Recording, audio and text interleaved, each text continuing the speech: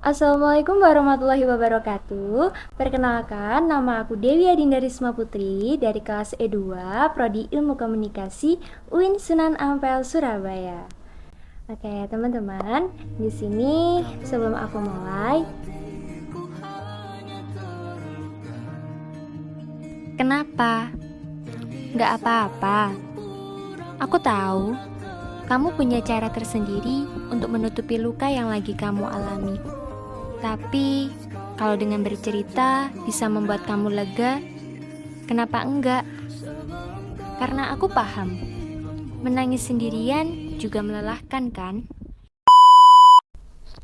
Nah, teman-teman, dari video yang tadi, itu kita bisa tahu kan, setiap orang itu pasti punya masalah. Entah masalah sepele atau bahkan masalah yang rumit yang nggak bisa dijelasin kalau nggak kita cerita ke orang lain. Ya, mungkin beberapa orang itu nyaman mendem sendiri perasaannya, gak cerita ke siapa-siapa. Tapi ada juga beberapa orang yang kalau nggak cerita itu kepikiran terus. Dia nggak mau kepikiran sendiri.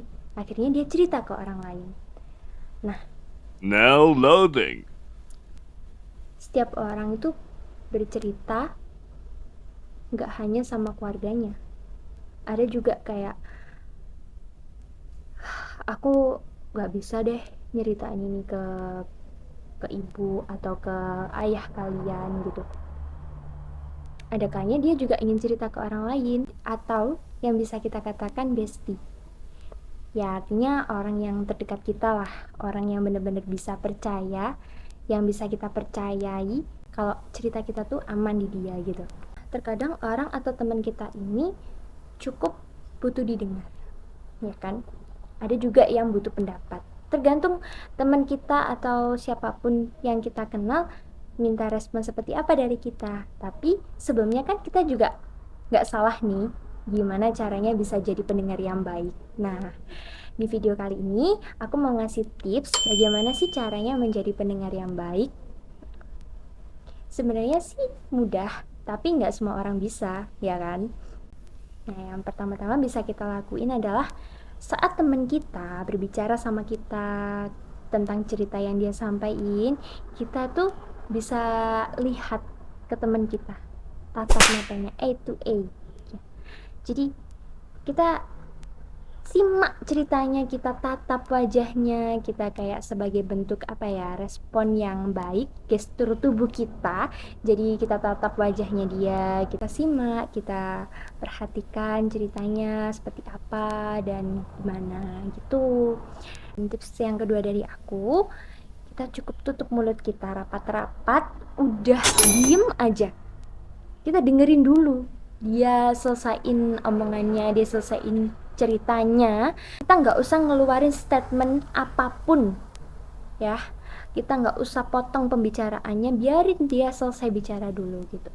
Kalaupun dia minta saran, baru kita keluarin statement kita keluarin pendapat kita nggak boleh ngeluarin pendapat yang nantinya itu banding-bandingin ceritanya dia sama hal lain, hal apapun itu. Karena kenapa? Karena itu bisa menyinggung perasaannya dia. Aku juga nggak mau kayak gini, misalnya ceritanya isinya kayak, aku juga nggak mau aku ngelakuin yang apa yang aku rasain gitu, tapi kalian malah responnya membanding-bandingkan. Itu nggak boleh. Kalau bisa kita ngasih saran kalau dia minta saran, tapi saran kita jangan membanding-bandingkan itu tadi.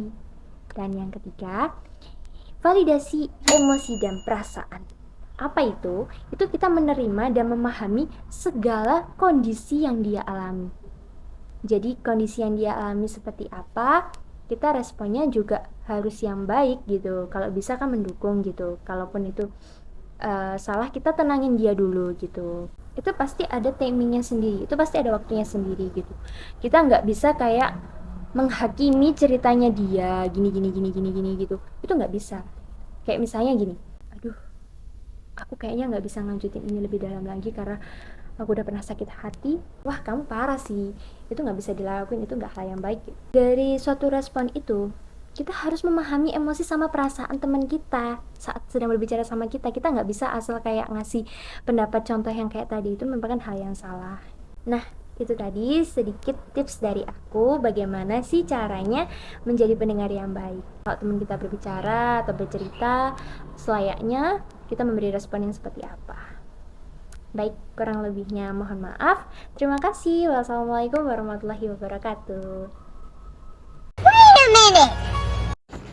Assalamualaikum.